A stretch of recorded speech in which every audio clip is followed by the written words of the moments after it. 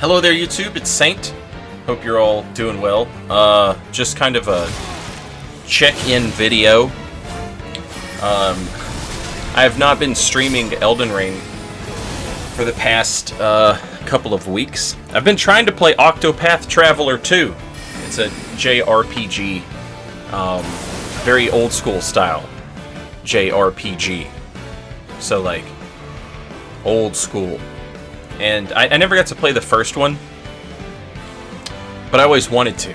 There was just never was any time to play it. By the time I got a Switch, there was a bunch of other stuff to play. Actually, I think it was out on PC. By the time I was able to, you know, like, own the game. I think somebody gifted it to me, if I'm not mistaken. If they did, it would have been Alex. Thank you, Alex. Sorry, I never got around to playing it, because by the time I got a PC, there was a bunch of other stuff I was more interested in playing. Things that I wanted on my Twitch channel, like a Fallout New Vegas playthrough. Stuff like that, you know? Saint, you played Fallout New Vegas on stream on your PlayStation 3. That's true, but I started on the PC. Real ones will remember. Okay, this has nothing to do with what's going on. Anyway, the point is I'm playing Octopath Traveler 2. It's great. I'm really loving it. I'll give you a little review, because I have nothing else to really talk about right now. You can watch this cool invasion in Volcano Manor, and I'm using my frog build. I'll show off the stats a few times throughout the course of the video. But yeah, I'm really enjoying it. I'll give you a little review. There's definitely some things it could do better.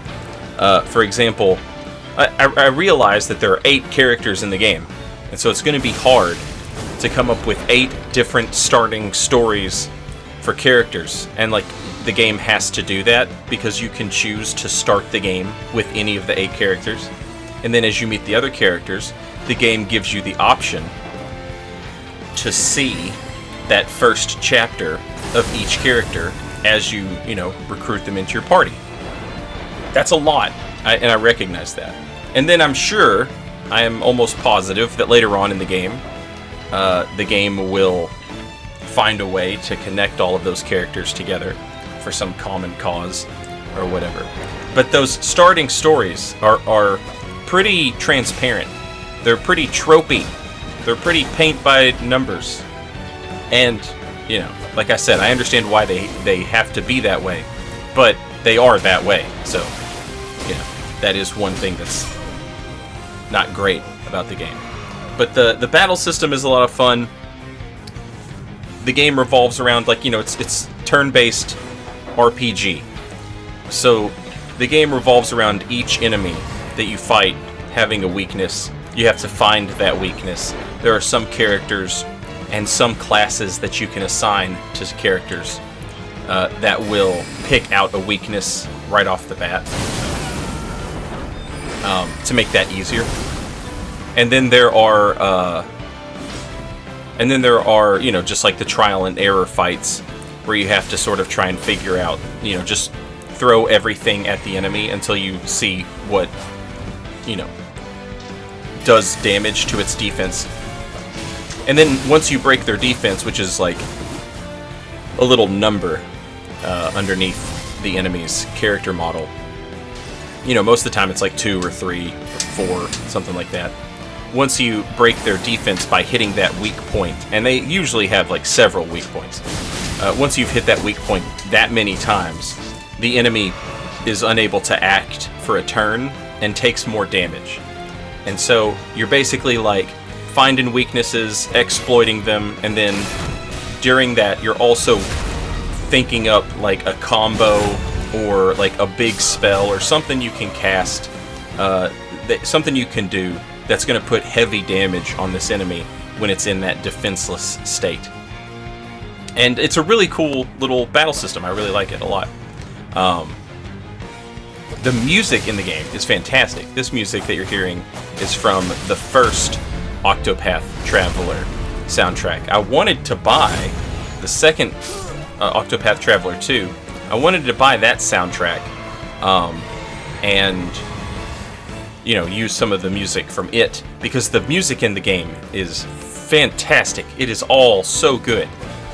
But unfortunately, you can only buy digitally the Japanese version, and it is a huge pain in the butt to try and figure out how to buy the Japanese version of a digital soundtrack from a Japanese digital storefront with Japanese currency. I tried, but it was a huge pain in the ass. Hopefully, at some point, it becomes easy for me to purchase that soundtrack from a digital store in English with American currency. But we'll see. Soundtrack's great though. I just wanted to make sure that I did say that the soundtrack is great. The art is fantastic. It's all pixel art, beautifully rendered, and really cool lighting effects, and environments and things like that are all really well done. So yeah, I absolutely love the game. It's just a pain to try and play it. I'm trying to stream it, right? And I only play the game when I'm streaming, but I can't stream because my internet service provider is still being absolute garbage to me.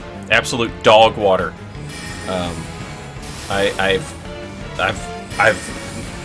gone up the ladder to the corporate headquarters. I've had to do this before with my internet service provider, and I recently made a whole video about my internet service provider just absolutely giving me the dog dick in regards to service.